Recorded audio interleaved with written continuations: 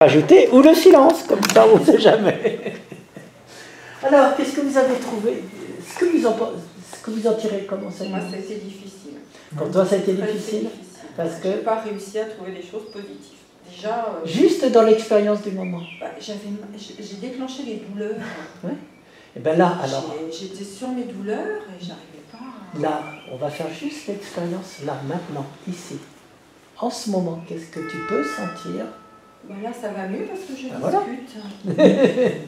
Mais juste qu'est-ce qui est agréable? Dès que je me renferme sur moi, ça y est, c'est le négatif et c'est tout qui... Et donc là, dis-moi juste une ou deux choses d'agréable. J'échange, dès que ça va mieux, dès que voilà, l'échange, ça me fait du bien.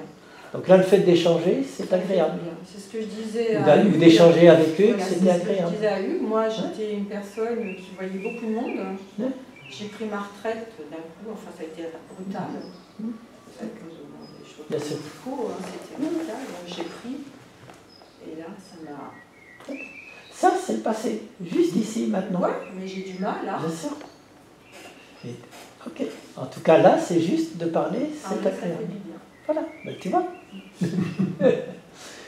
Pour vous, vous parliez beaucoup aussi de cette recherche d'agréable. Oui, moi j'étais contente, j'ai senti que je lâchais prise, ce qui n'est pas fréquent. Ouais. Parce que même le corps, je sentais les membres glisser sur le tapis. Et donc, moi j'ai réussi à faire l'exercice. Après, on a toujours quelques petites pensées un peu... qui résistent. Voilà, qui vont faire que je pensais à des choses que je dois régler du quotidien. Mais je trouve que l'exercice d'aujourd'hui, j'ai réussi à être beaucoup plus centrée vers la relaxation et la tranquillité et l'apaisement que d'autres fois. J'ai l'impression que tu disais, j'ai découvert qu'effectivement, on peut trouver des choses agréables. Mais c'est ça, parce que j'ai vraiment toujours des résistances pour le lâcher prise et je pense que c'est que j'accorde peut-être pas assez de temps ou assez de bienfaits à ça et du coup, je crée une autorésistance. Et là, j'ai trouvé ça très agréable. Les résistances, qu'est-ce que je vous ai invité à être comment avec vos résistances? Du coup, les contourner, enfin les... Ben non, les agrémenter. Non, mais enfin, oui, non, mais quand je dis les contourner, c'est-à-dire les oui, juste trouver le moyen quand même de composer, quoi, de... Ouais. Mais le mieux avec les résistances, ah ben oui, mais j'ai ça, ça m'empêche d'être agréable, ah ben oui, mais j'aurais pas eu la retraite, etc., etc. Ça, c'est des résistances. Ben, ces résistances, si je me dis, il faut pas que j'y pense, c'est évident qu'elles vont être plus fortes. Si j'essaye de les contourner, c'est déjà mieux, mais en général, elles sont toujours là. Donc, essayez, quand vous faites cet exercice de chercher qu'est-ce qui est agréable éventuellement, de vous dire, ok, ben, c'est normal d'avoir des résistances. Tiens, c'est normal que je me dise c'est depuis que ceci ou c'est cela. Et peut-être que le fait d'accepter que la résistance se manifeste, c'est agréable. Non, mais je veux dire, ça va la déconnecter, ça va l'assouplir. Ok, j'ai des résistances. Mais je continue malgré tout, tiens, qu'est-ce que je peux... Juste l'air sur le bout de mon nez, là. Donc vous voyez, on a des résistances, comme tu dis, mais essayez de se dire, ok, avec cette résistance, c'est naturel, c'est normal avec la vie que j'ai eue. Mais ça ne va pas m'empêcher. Et du coup, ça peut l'adoucir, ça peut le... D'autres choses que vous avez échangées sur les expériences agréables? Je me suis complètement, en 2-3 fois, déconnectée. J'étais avec vous, je vous ai écouté, après j'étais à l'extérieur. Et à un moment donné, comme j'attends la visite demain, t'es parti là-dedans, et du coup, j'étais en train de préparer ma quiche. Très bien. Bon, j'ai tout ce qu'il me faut, et après je revenais à... Et c'était agréable quand tu préparais ta quiche là. Oui, et ça m'a fait sourire, et c'était pas désagréable, c'était plutôt agréable. Parce que... Donc ça peut être des expériences, mais ça peut être des souvenirs, ça peut être des projets. Oui, c'est pas un souvenir, c'était un projet. Une idée agréable des gens que je vais voir et pour qui je fais une quiche. Ouais, tu veux dire? Oui, parce que moi j'étais très, pas là sous la vague, mais dans des profondeurs extrêmes d'épuisement. Du coup, ça, c'est toujours agréable pour dire mon Dieu. Ouais, de spécial. Et du coup, je me sens très mal, mais du coup, cet effort d'être là, tout à coup, je le perds. Je le perds, et alors, donc je pars, et puis je reviens, ouais. et je pars. Ouais. Et finalement, ça me faisait penser là immédiatement à ce que tu disais dans une des trucs, des méditations. Tu sais, quand tu dis vous partez, vous revenez. Félicitez-vous d'être revenu. Ouais. Alors moi, je me suis félicitée plein de fois finalement, à reculons. Parce que finalement, qu'est-ce que j'ai pu partir, mais finalement, je suis revenue à chaque fois. Voilà, c'est ça.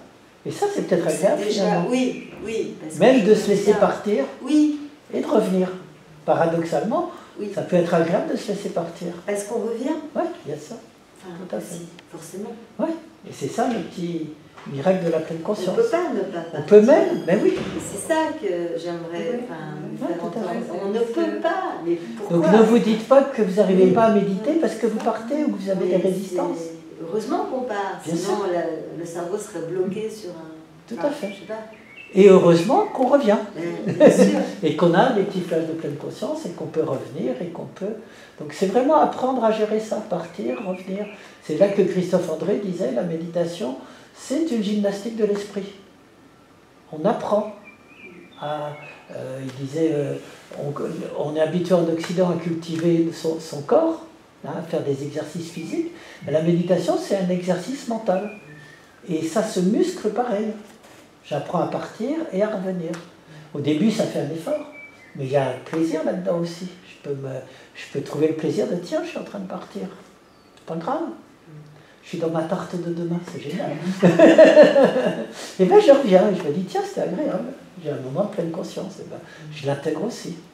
Voilà, donc tout ça, c'est vraiment se dire, dans ce cours-ci, que quand on n'est pas obnubilé, vraiment pris par les deux-loups négatifs et puis par les douleurs, qu'on arrive à se déscotcher, ben on peut en profiter pour mettre un autre modèle de comportement en place et essayer de s'ouvrir à la recherche des choses agréables. Donc dans la semaine, vous allez avoir comme petit exercice, ce sera plus de regarder le ciel, mais ce sera de noter au moins 3, maximum idéalement 10 choses agréables dans la journée que vous avez vues. Senti. Donc vous le faites à la fin d'une journée. Vous allez voir très souvent, on peut se dire, comme dans des sketchs, il y avait un type qui faisait ça, je ne sais plus comment il s'appelle, ah quelle journée de merde aujourd'hui, il disait tous les trucs qui n'avaient pas été dans la journée. Et bien, vous cherchez à la fin de votre journée les 3 à 10 choses qui étaient malgré tout agréables, auxquelles très souvent on n'a pas fait attention. Tiens, j'ai croisé quelqu'un dans le métro, il m'a souri, et sur le moment j'ai trouvé ça sympa. C'est tout bête, hein, ça arrive. Même s'il y a des fois où c'est l'inverse. Hein. Mais la fois où ça arrive, tiens, j'en prends conscience. Tiens, il a plu toute la matinée, et puis j'ai vu un rayon de soleil rentrer chez moi. Et là, je me suis dit, ah, c'est chouette. C'est un deuxième moment. Donc vraiment, cultiver cette manière de regarder aussi. Alors, c'est surtout pas de la pensée positive, c'est pas « Ah mon Dieu, il faut que tout soit bien ». Non, c'est « J'ai des douleurs, j'ai des difficultés, mais je suis aussi capable de regarder des choses dont je peux profiter, qui peuvent m'apporter, qui peuvent être agréables. » Vous voyez un petit peu comme logique.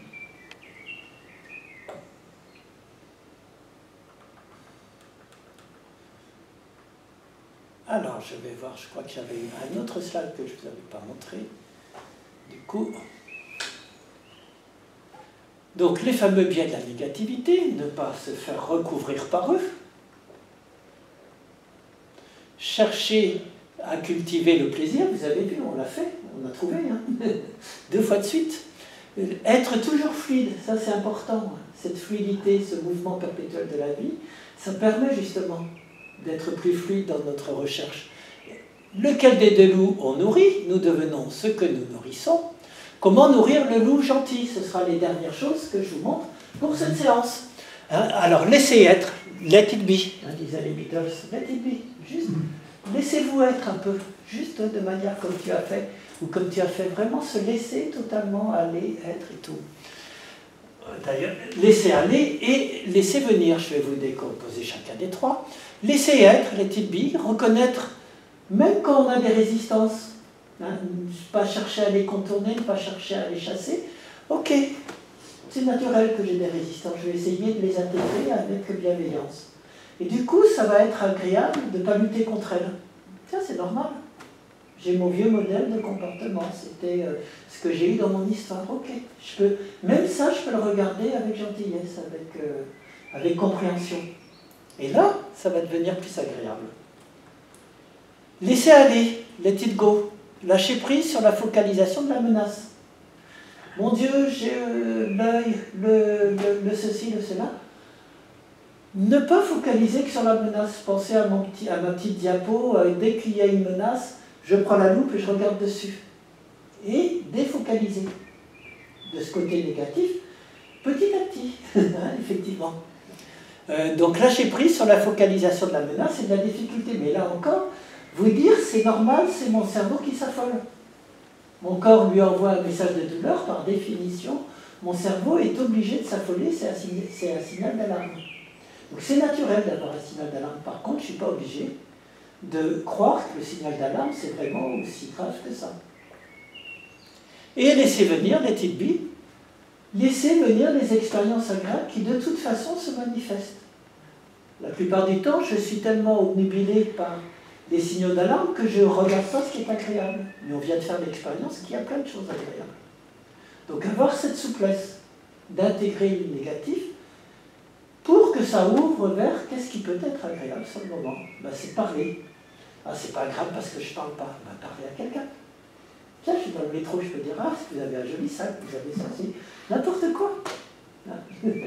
Ça peut être une occasion d'avoir un petit moment de contact.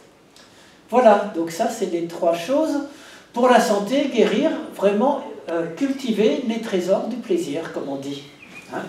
Donc les trésors du plaisir, vivre les expériences possibles dès que c'est possible, les enrichir, les intensifier, les faire durer. Vous avez même le droit de rester un peu longtemps dans votre quiche que vous êtes en train de préparer pour demain, ou de revivre la celle que vous avez vécue dans la journée qui était sympa. Vous pouvez y repenser pour vraiment en cultiver les bénéfices. Les absorber comme des éponges. Hein? Si vous absorbez, si vous êtes très empathique et que vous absorbez les problèmes des autres, quand vous avez une expérience agréable, redevenez votre éponge.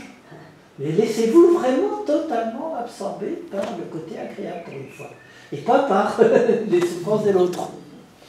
Voilà, et à partir de là, aimer, partager, répandre autour de soi. C'est un peu ce qu'on va essayer de voir aussi dans les prochains cours. Voilà, vous voyez à peu près où on en est dans le programme. Donc on va continuer à ouvrir un petit peu. Eh bien, je vous remercie. Des dernières questions? Non? Alors, je vous donne le petit programme que vous avez. Donc, ce qu'on vous conseille, c'est de faire une fois toujours le scan corporel, le court ou le long, hein, qui est comme vous voulez. Et le deuxième, c'est la richesse du plaisir. Vraiment travailler sur cette richesse du plaisir. De noter dans votre petit cahier 10 expériences agréables par jour, au moins 3, entre 3 et 10. C'est à la fin de la journée, faire son petit calepin. Et puis, continuer d'affiner vos bases de référence. Hein, donc, par rapport aux activités que vous avez, quand il y a de la douleur, essayez de voir d'une part...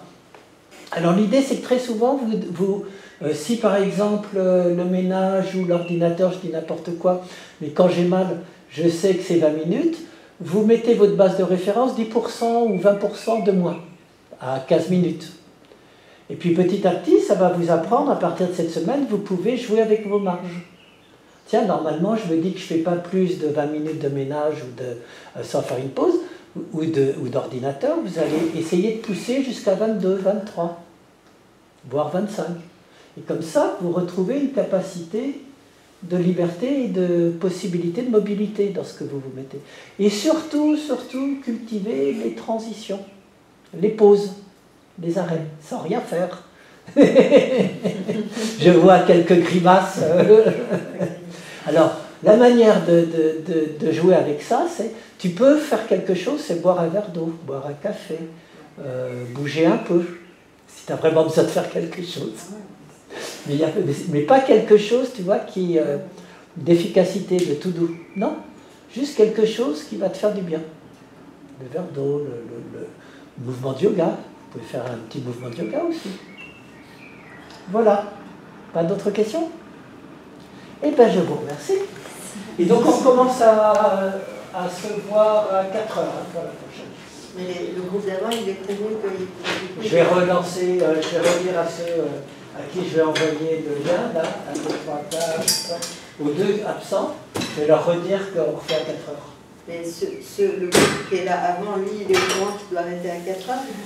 Non, normalement ils arrêtent à 4 heures. Ouais, la seule chose, c'est que c'est un groupe de parole. Non, je sais, voilà. Mais on leur a dit 4h15 la semaine prochaine, ils vont être au courant qu'ils doivent arrêter à 4 heures. Ah ben, de toute façon, non, on leur a pas dit qu'on faisait 4h15, c'est nous qui avons pris l'initiative la semaine dernière de se dire autant arriver avec une marge. Voilà. Non, mais il n'y a pas de souci. Non, sinon, effectivement, il aurait fallu. On va redire qu'on venait à 4 heures. Mais nous ne leur avions rien dit.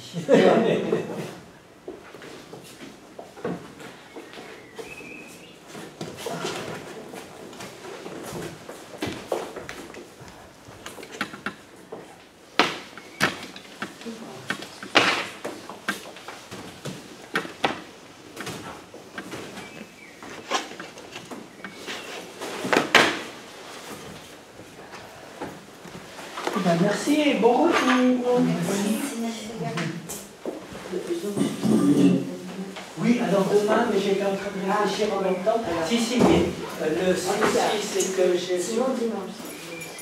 Mais dimanche, je peux faire. Demain, à quel moment dans l'après-midi tu peux faire? Ou alors du repas, midi? Non, mais ça va, midi, ça c'est sûr, j'ai envie. D'accord, alors quel moment? Parce que 11h, ça va être trop juste. 11h30. 11h30, très bien. Oui, très bien. C'est juste, on vérifie. Oui, c'est ça, on vérifie. La 9, c'est sûr. D'accord, très bien. La 9, c'est sûr. Ok, bon, dans ce cas-là, je te la renvoie.